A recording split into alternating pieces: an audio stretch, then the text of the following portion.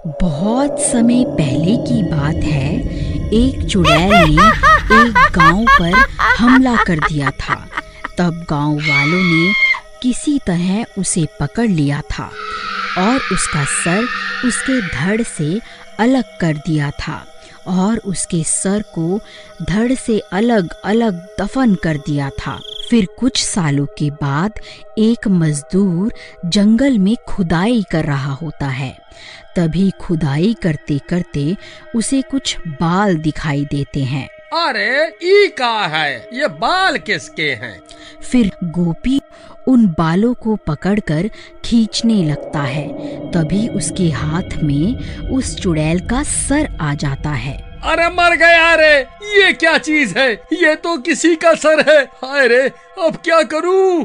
ये तो किसी चुड़ैल का सिर लगता है। हे भगवान, ये मुझसे कितनी बड़ी गलती हो गई। अब क्या करूं? हाँ, एक काम करता हूँ, इसे गांव लेकर चलता हूँ। इसे गांव के सरपंच को सौंप दूंगा, फिर वही फैसला लेंगे कि इसका क्या करना है। फिर घर पहुँचते पहुँचते उसे रात हो जाती है। फिर वह उस सिर को खिड़की के पास रखकर सोने चला जाता है। फिर आधी रात होते ही उसमें जान आ जाती है। आखिरकार मैं आजाद हो ही गई। गांव वालों, अब तुमसे बदला लेने का वक्त आ गया है। अजी देखिए ना, साथ वाले कमरे से कैसी अजीब अजीब सी आवाजें आ रही हैं।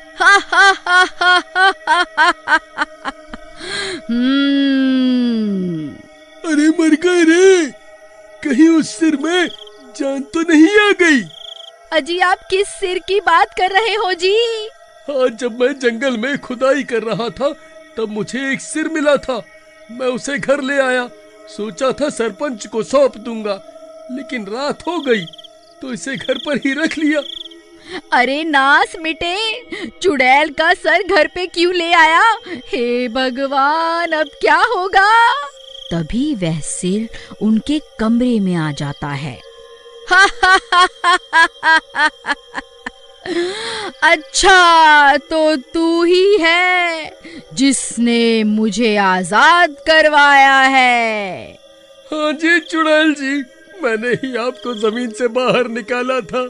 कृपा करके हमें छोड़ दो।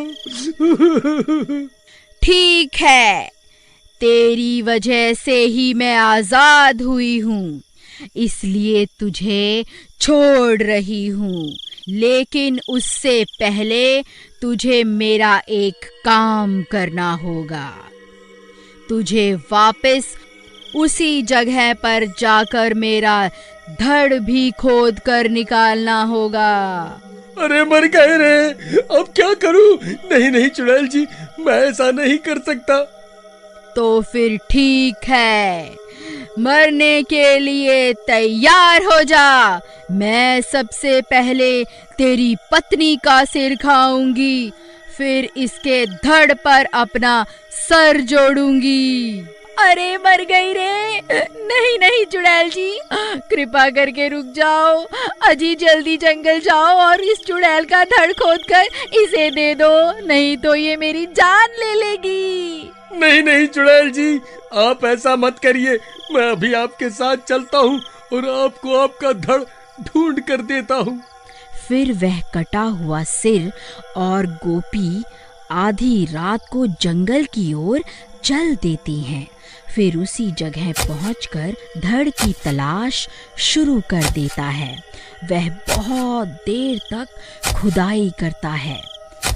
फिर उसे वह धड़ भी मिल जाता है। चुड़ैल अपना धड़ देखकर खुश हो जाती है।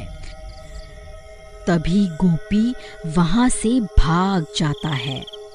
फिर वह कटा हुआ सर उस गड्ढे में चला जाता है और देखते ही देखते पूरी की पूरी चुड़ैल गड्ढे से बाहर निकल आती है।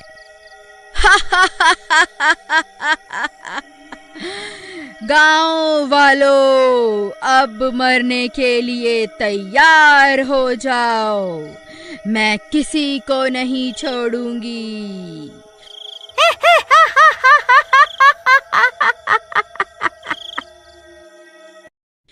फिर गोपी भागता भागता सीधा सरपंच के घर पहुंच जाता है। अरे सरपंच जी, दरवाजा खोलो, अनर्थ हो गया है, वह सिरकटी चुड़ैल वापस आ गई है। फिर सरपंच अपने घर से बाहर आता है। फिर गोपी उसे सारी बात बताता है। हे भगवान, ये क्या अनर्थ हो गया? हमने उस चुड़ैल के 2 टुकड़े किए थे, अब वह बदला लेने के लिए वापस जरूर आएगी। हमें अभी कुछ ना कुछ करना होगा। तभी वह चुड़ैल जंगल से निकलकर वापस गांव में आ जाती है।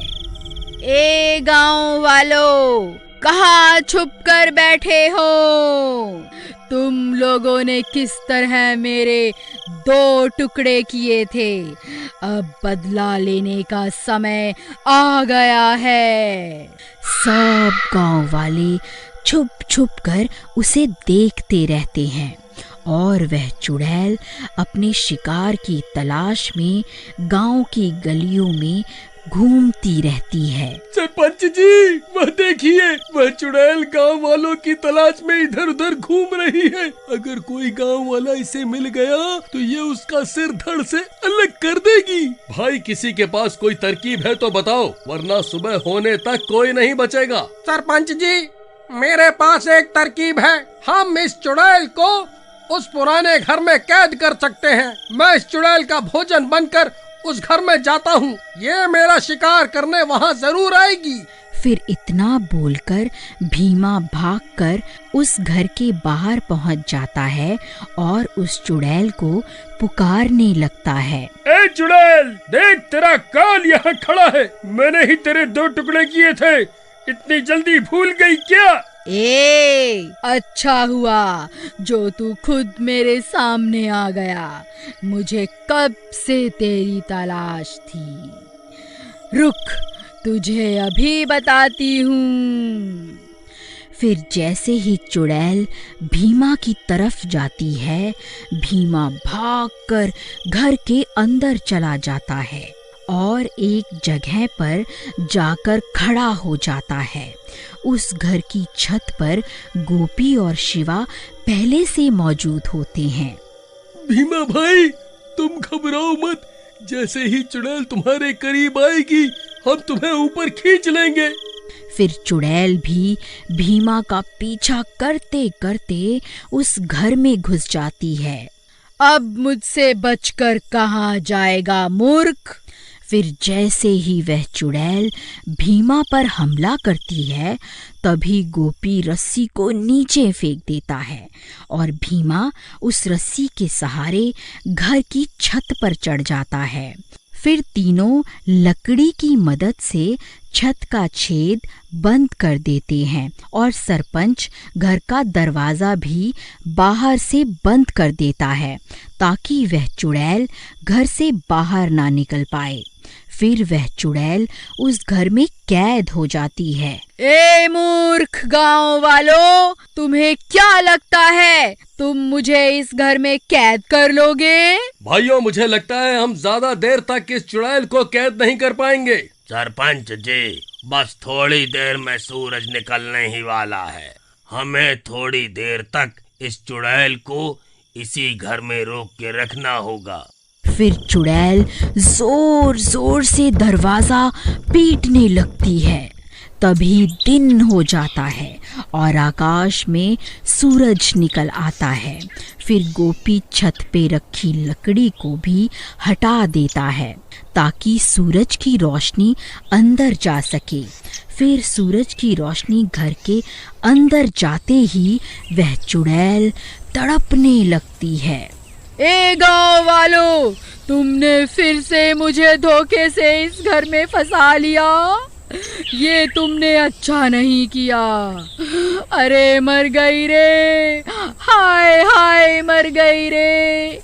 ये सूरज तो मुझे जलाकर ही दम लेगा। फिर देखते ही देखते वह चुड़ैल जलकर राख हो जाती है और एक बार फिर गांव वालों की एकता की वजह से लोग चुड़ैल से छुटकारा पा लेते हैं।